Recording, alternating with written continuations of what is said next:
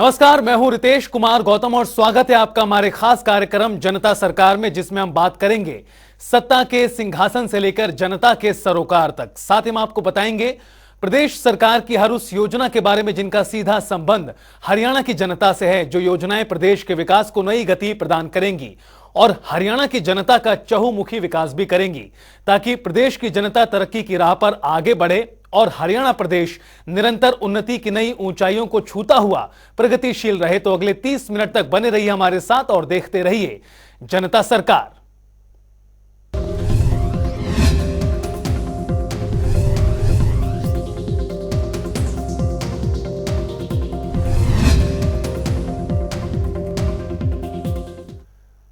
हरियाणा की मनोहर सरकार में हर वर्ग एक साथ उन्नति की ओर अग्रसर है। इसकी बानगी तब देखने को मिली जब गौड़ ब्राह्मण प्राचीणी सभा की जमीन को लेकर मुख्यमंत्री मनोहर लाल ने बड़ा फैसला लिया। इस रिपोर्ट में देखिए कैसे मुख्यमंत्री मनोहर लाल गौड़ ब्राह्मण प्राचीणी सभा से किया अपना वादा उन्होंने निभाया।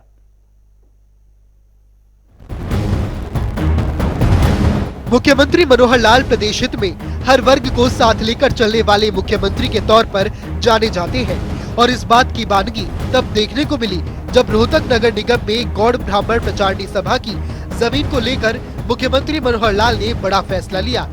दरअसल मुख्यमंत्री मनोहर लाल ने गौड़ ब्राह्मण विद्या प्रचारणी सभा को औपचारिक तौर पर जमीन सौंपने का ऐलान किया है।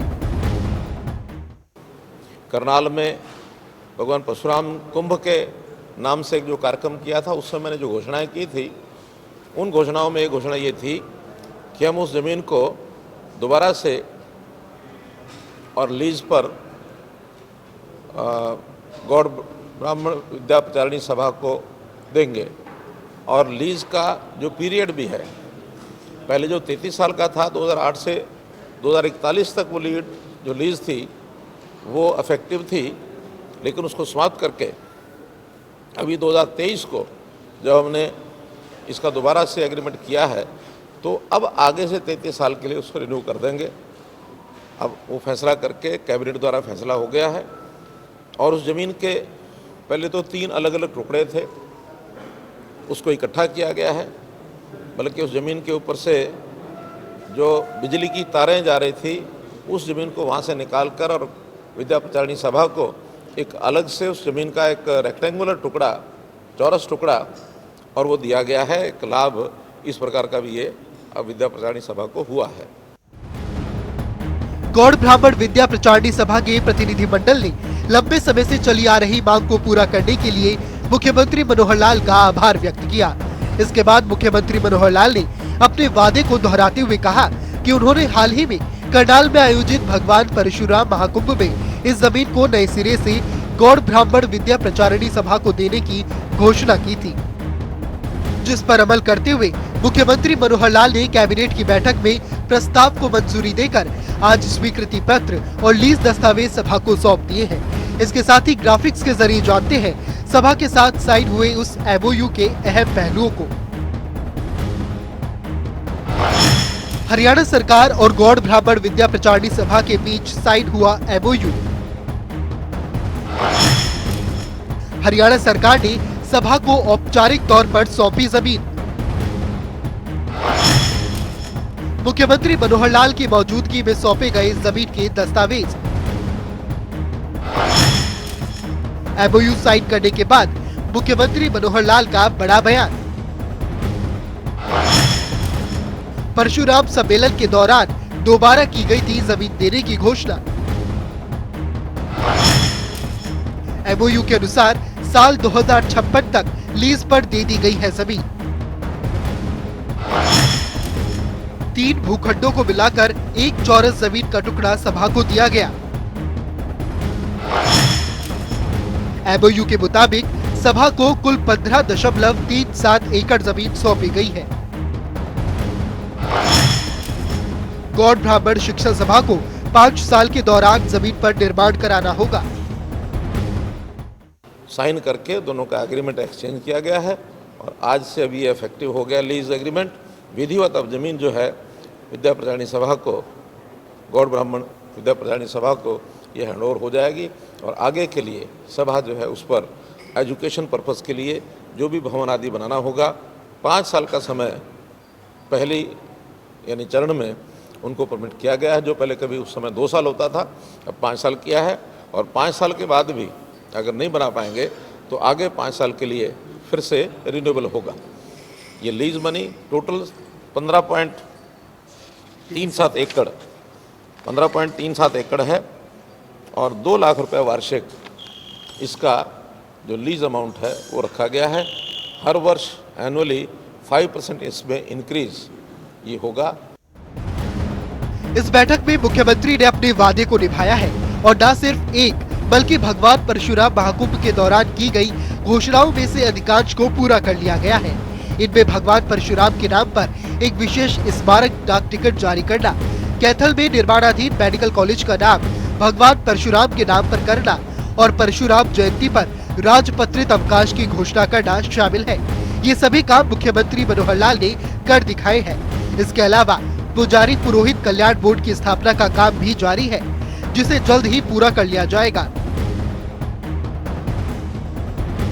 इस मौके पर शहरी स्थानीय निकाय विभाग के आयुक्त एवं सचिव विकास गुप्ता, हरियाणा शहरी विकास प्राधिकरण पंचकुला के मुख्य प्रशासक अजीत बालाजी जोशी, नगर निगम रोहतक के आयुक्त धीरेन्द्र खड़गटा समेत अन्य अधिकारी मौजूद रहे। ब्यूरो रिपोर्ट, जनता टीवी।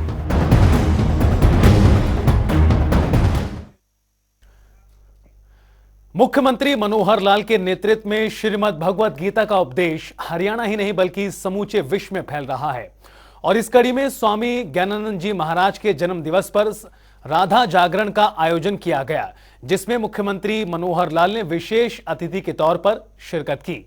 देखिए रिपोर्ट। मुख्यमंत्री मनोहर लाल के उज्जवल नेतृत्व में श्रीमद् भागवत गीता की महिमा का तेज चारों ओर प्रकाश में हुआ है। इसी को लेकर करनाल के सेक्टर 12 में राधा जागरण का आयोजन किया गया, जिसमें मुख्यमंत्री ने विशेष तौर पर शिरकत की। इस दौरान मुख्यमंत्री मनोहर लाल ने श्रीमद् भागवत गीता की महिमा का बखान किया। उन्होंने कहा कि अगर श्रीमद् भागवत गीता का एक वाक्य भी हम अपने जीवन में उतार लें तो हमारा जीवन धन्य हो सकता है। श्रीमद् भागवत गीता हमारे जीवन में परिवर्तन ला सकती है। इसके साथ ही मुख्यमंत्री ने गीता को मानवता की सच्ची पथ प्रदर्शक बताते हुए कहा कि गीता हमें कर्म का संदेश देती है। मुख्यमंत्री मनोहर लाल ने स्वामी ज्ञानानंद जी महाराज को उनके जन्मोत्सव पर बधाई देते हुए उनकी दीर्घायु की कामना की। उन्होंने कहा कि ये भाव विभोर करने वाला क्षण है। इस संत समागम में भक्ति रस के साथ साथ संतों का मार्गदर्शन भी प्राप्त हो रहा है। ऐसे में मुख्यमंत्री ने ये भी कहा कि गीता रूपी सूर्य के प्रकाश से अज्ञान रूपी अंधकार को नष्ट करने के लिए इससे उत्तम अध्ययन कोई नहीं हो सकता। बहुत ही भाव विभोर करने वाला आज का ये दृश्य, स्वामी ज्ञानानंद जी जो एक प्रकाश पुंज है, गीता के प्रति जीवन के सार के रूप में जिस प्रकार से हमारा सबका मार्गदर्शन कर रहे हैं, बहुत सराहनीय है। मैं तो जब से इस अंतर्राष्ट्रीय गीता जयंती के कार्यक्रम के माध्यम से स्वामी जी के साथ सानिध्य में मुझे रहने का मौका मिला, जीवन में अनेक परिवर्तन आए। तो उनके इस जन्मोत्सव के अवसर पर मैं अपनी ओर से बहुत बहुत उनको बधाई देता हूं, बहुत बहुत उनकी दीर्घायु की कामना करता हूं। हमने बहुत कुछ सीखा है। गीता के माध्यम से जीवन में कितना परिवर्तन आ सकता है। कर्मण्येवाधिकारस्ते मा फलेषु कदाचन, अगर हम एक वाक्य को भी अपने जीवन में उतार लें तो हमारा जीवन धन्य हो सकता है। मुख्यमंत्री मनोहर लाल हरियाणा की जनता को अपने परिवार की भांति मानते हैं, लिहाजा उन्होंने हरियाणा की 2,84,00,000 जनसंख्या में से 94,558 लोगों को जन्मदिन की बधाई दी। उन्होंने कहा कि जब संत महापुरुषों का जन्मोत्सव होता है तो हमें उस दिन संकल्प लेने की जरूरत होती है ताकि जीवन में प्रगति के पथ पर आगे बढ़ सके। श्रीमद् भागवत गीता का संदेश जन जन तक पहुंचाने के लिए हर वर्ग के लिए गीता सार महत्वपूर्ण है। सभी इसका अनुसरण कर जीवन को धन्य बना सकते हैं। आज के दिन अगर मैं क्यों हम सरकार के नाते से बहुत सा अपना डाटा रिपोर्ट अपनी रखते हैं, तो मेरे पास एक डाटा है जो हमने अभी अभी तैयार किया पूरे हरियाणा का। हरियाणा के हमारे 2,84,00,000 नागरिक हैं, और मुझे आज की डेट में, चूंकि हमने परिवार पहचान पत्र के माध्यम से हर किसी की जन्म तिथि भी रिकॉर्ड की है, तो मैं आज अपने अधिकारियों से मैंने पूछा कि आज 15 मई है, स्वामी जी का जन्मदिन है, तो जरा बताइए आज के दिन भी मैं उन सब लोगों को शुभकामना देता हूं जिनके हरियाणा के नागरिकों का जन्मदिन है। तो उन्होंने मुझे संख्या बताई कि 94,558 लोगों का आज हरियाणा के नागरिकों का जन्मदिन है। आज के इस अवसर पर स्वामी जी के जन्मदिन के बहाने से ही मैं ऐसे सभी 94,558 नागरिकों को अपनी शुभकामना देता हूं। मुख्यमंत्री मनोहर लाल ने कहा कि संत महापुरुष समाज सुधारक के रूप में काम करते हैं। इसमें मुख्यमंत्री ने उन तमाम कल्याण कार्यों का जिक्र किया जिससे सभी संतों को सुख प्राप्त होता है, जैसे कि गौमाता की सेवा के लिए गौशालाएं चलाई जा रही हैं, गरीबों का निशुल्क पोलियो ऑपरेशन, रक्तदान शिविर और ऐसे ही तमाम काम किए जा रहे हैं। ये मुख्यमंत्री मनोहर लाल के ही प्रयास है, जिससे देश ही नहीं विदेशों में भी अंतर्राष्ट्रीय गीता महोत्सव आयोजित किया जा रहा है। इससे विदेशों में भी गीता का संदेश पहुंचाया जा रहा है। मुख्यमंत्री मनोहर लाल हमेशा से ही नशे के खिलाफ बुलंद होती आवाज के साथ खड़े रहे हैं। इसी कड़ी में मुख्यमंत्री के ही आह्वान पर राधा जागरण में उमड़े श्रद्धालुओं को नशा मुक्ति का संकल्प भी दिलवाया गया। इसके साथ ही ऐलान किया गया कि प्रांत में एक बार नशा मुक्ति सप्ताह मनाया जाए। इस नशा मुक्ति सप्ताह में सामाजिक संस्थाएं, धार्मिक संस्थाएं और समाज का हर वर्ग सहयोग करे। इस कार्यक्रम में अनेक महान संत महात्मा, लोकसभा स्पीकर ओम बिरला, सांसद संजय भाटिया, विधायक हरविंदर कल्याण, मेयर रेणु बाला गुप्ता, मुख्यमंत्री के मीडिया कोऑर्डिनेटर जगमोहन आनंद और अन्य वरिष्ठ अधिकारी मौजूद रहे। ब्यूरो रिपोर्ट, जनता टीवी।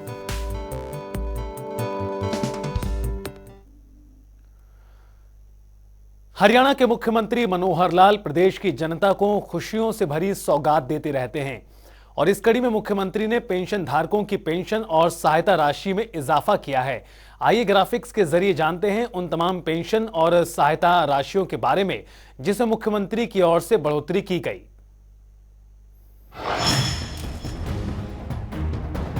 हरियाणा सरकार ने बौने और किन्नरों की पेंशन में इजाफा किया है। वृद्धावस्था सम्मान भत्ता, विधवा पेंशन, दिव्यांग पेंशन में भी बढ़ोतरी की गई है। लाडली सामाजिक सुरक्षा भत्ता योजना की राशि में भी बढ़ोतरी सरकार द्वारा, मुख्यमंत्री मनोहर लाल द्वारा की गई। सरकार ने इसे बढ़ाकर 2,750 रुपए मासिक पेंशन किया है। निराश्रित बच्चों की सहायता राशि बढ़ाकर 1,850 रुपए मासिक की गई है। और अगर बात करें एक परिवार के अधिकतम 2 बच्चों तक ये सहायता राशि दी जाएगी। हरियाणा में विस्थापित हुए कश्मीरी परिवारों की सहायता राशि में भी बढ़ोतरी दर्ज की गई है। कश्मीरी परिवारों को 1,250 रुपए प्रति माह प्रति सदस्य ये पेंशन दी जाएगी। अब 1 अप्रैल 2023 से लागू होगी योजना की घोषणा।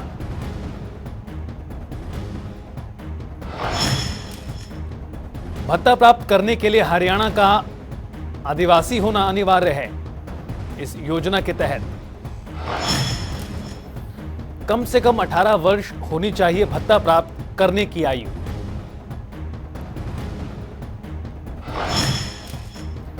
बौना भत्ता के लिए पुरुष का कद 3 फुट 8 इंच तक,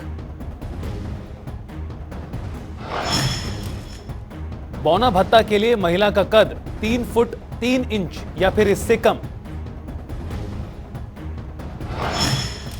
और इसी तरह दोनों श्रेणियों के भत्ते के लिए सिविल सर्जन से सर्टिफिकेट पेश करना होगा और उसके बाद ही ये पेंशन उन्हें मिलेगी। स्कूल न जाने वाले दिव्यांग बच्चों की दी जाने वाली सहायता राशि में भी बढ़त की गई है हरियाणा सरकार द्वारा। आपको बता दें 2150 रुपए की गई 18 साल तक के दिव्यांग बच्चों की सहायता राशि। चरणबद्ध तरीके से सरकार की ओर से ये योजना का लाभ तमाम लोगों को दिया जा रहा है। किन किन पेंशनर्स की राशि को बढ़ाया गया है, किन किन योजना के तहत बढ़ाया गया वो आपको बता रहे हैं। इसमें किन्नर, इसमें बौना, वृद्धावस्था सम्मान भत्ता, विधवा पेंशन, दिव्यांग पेंशन में बढ़ोतरी की गई है। इसके साथ साथ लाडली सामाजिक सुरक्षा भत्ता योजना की राशि भी सरकार द्वारा बढ़ा दी गई है। अब हरियाणा सरकार चरणबद्ध तरीके से तमाम लोगों को योजनाओं का लाभ पहुंचा रही है और इसी के तहत पेंशन और सहायता राशियों में भी सरकार द्वारा बढ़ोतरी की गई है। निराश्रित बच्चों की सहायता राशि बढ़ाकर 1850 रुपए मासिक अब कर दी गई है। एक परिवार के अधिकतम 2 बच्चों तक ये सहायता राशि दी जाएगी।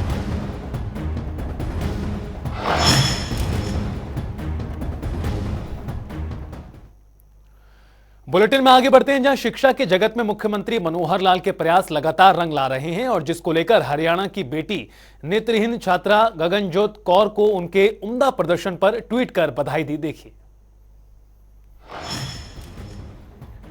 मुख्यमंत्री ने ट्वीट करते हुए लिखा, हरियाणा के कुरुक्षेत्र की नेत्रहीन छात्रा गगनजोत कौर ने सीबीएसई बोर्ड की कक्षा 12वीं की परीक्षाओं में उम्दा प्रदर्शन कर प्रदेश का नाम रोशन किया है। बेटी गगनजोत कौर ने 95% से ज्यादा अंक हासिल करते हुए अपने गुरुओं, अभिभावकों के साथ साथ पूरे राज्य को गौरवान्वित किया।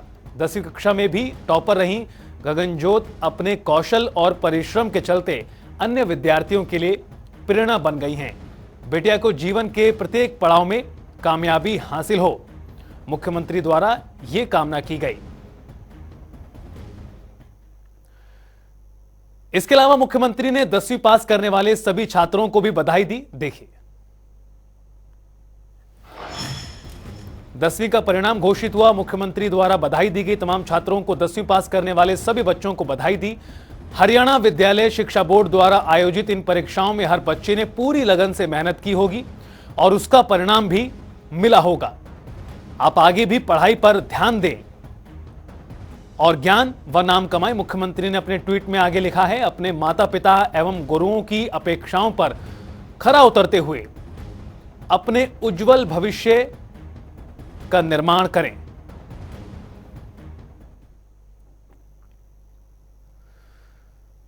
हरियाणा प्रदेश में जहां परिवार पहचान पत्र के जरिए बुजुर्ग पेंशन का लाभ उठा रहे हैं, तो वहीं अब मुख्यमंत्री मनोहर लाल ने निर्देश अनुसार दिव्यांगों को भी परिवार पहचान पत्र के जरिए पेंशन का लाभ उठा सकेंगे। ग्राफिक्स के जरिए देखिए, सत्यापित दिव्यांगों का डाटा आपको बता दें अपलोड होगा। 60% से अधिक दिव्यांगता होने पर जिलाधिकारी पेंशन शुरू करने हेतु स्वयं फैसला लेंगे। सहमति देने के उपरांत खुद ब खुद शुरू हो जाएगी ये पेंशन।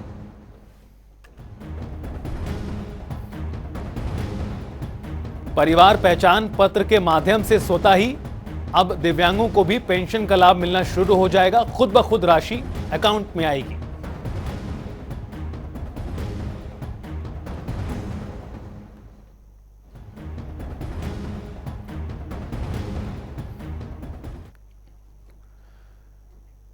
और चलिए जान लेते हैं आज के सवाल का विजेता कौन है।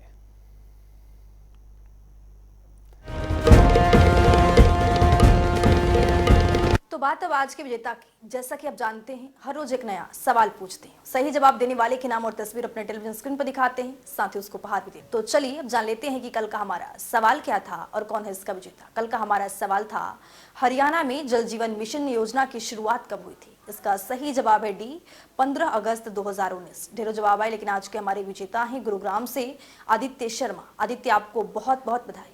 तो फिर पूछेंगे आज का सवाल, देखते रहिए जनता टीवी।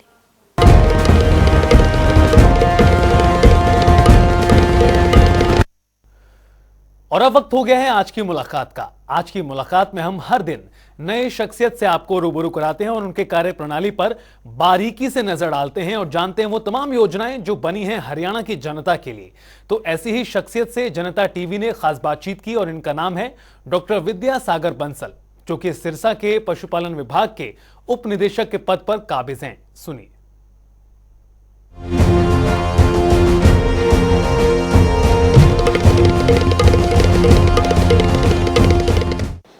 ये जो मेले हैं इनका शुरुआत माननीय मुख्यमंत्री जी द्वारा करी गई थी। ये जो मुख्यमंत्री परिवार उत्थान योजना के तहत इन मेलों का आयोजन किया जा रहा है और अब जो मेले का चौथा फेज शुरू हो चुका है और इन मेलों में प्राय देखा गया है कि जो अधिकतर प्रार्थी हैं वो पशुपालन विभाग की स्कीमों का ही चयन करते हैं। उसका कारण यह है कि एक तो इसके अंदर जो पशुओं की खरीद है वो आसानी से पशुपालक कर पाता है।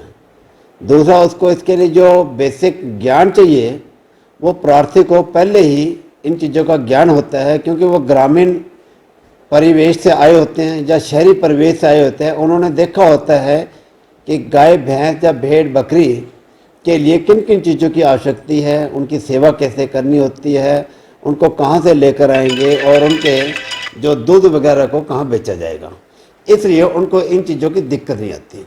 और दूसरा, जो हमारा जो पशुपालन विभाग भी है, ये पशुपालन विभाग का सौभाग्य है कि ज़्यादातर जो प्रार्थी है पशुपालन विभाग की स्कीमों को चयन कर रहे हैं और पशुपालन विभाग भी उसका तहे दिल से स्वागत करता है। और हमें खुशी होती है कि ये जो गरीब लोग हैं वास्तव में उनके उत्थान के लिए पशुपालन विभाग के अधिकारी कर्मचारी सदैव तत्पर रहते हैं और उनका भला करते हैं। अभी तक जो पशुपालन विभाग के पास जितनी भी स्वीकृतियाँ बैंक से प्राप्त हुई है उनमें से 1910 प्रार्थियों के पशुओं की खरीद पशुपालन विभाग के माध्यम से करवाई जा चुकी है और उनमें से जो 1261 प्रार्थी है उनको अनुदान का लाभ पशुपालन विभाग से दिया जा चुका है। जो अभी तक कुल अनुदान दिया गया है वो 5,23,87,575 रुपये का है और जितना भी जो अनुदान दिया गया है ये सीधा प्रार्थी के जो लोन अकाउंट में है उसमें दिया जाता है। इसके लिए प्रार्थी को किसी भी तरह के कोई कार्यालय के चक्कर नहीं काटने पड़ते, ना ही प्रार्थी को किसी तरह की सिफारिश करनी पड़ती है। हम तो उनके डॉक्यूमेंट जैसे भी पूरे होते हैं संबंधित कार्यालय द्वारा उसका अनुदान उसके खाते में डाल दिया जाता है। जैसा कि आपने बताया कि तख्तमल के 2 प्रार्थी हैं, इस स्कीम से बहुत खुश है। इससे ये दर्शाता है कि पशुपालन विभाग वास्तव में इन मुख्यमंत्री की इस महत्वाकांक्षी योजना को अमली जामा पहनाने में अपना भरसक प्रयत्न कर रहा है।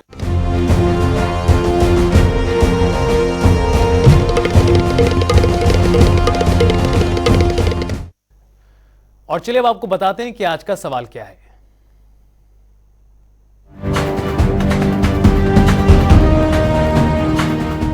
हर रोज की तरह हाजिर हूं आज का सवाल लेकर। जैसा कि आप जानते हैं हर रोज एक नया सवाल पूछते हैं, सही जवाब देने वाले के नाम और तस्वीर अपने टेलीविजन स्क्रीन पर दिखाते हैं, साथ ही उसको उपहार भी देते हैं। तो चलिए नजर डालते हैं आज के सवाल पर। मुख्यमंत्री विवाह शगुन योजना के तहत हरियाणा सरकार बेटी के कन्यादान के लिए कितनी राशि देती है? ए 65,000 रुपए, बी 71,000 रुपए, सी 81,000 रुपए, डी 51,000 रुपए। तो दीजिए सही जवाब और बनिए विजेता।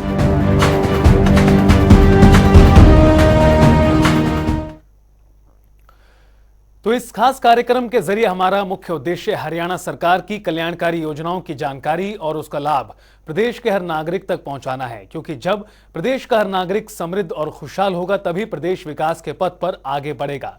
हमारे खास कार्यक्रम जनता सरकार में फिलहाल इतना ही। नमस्कार।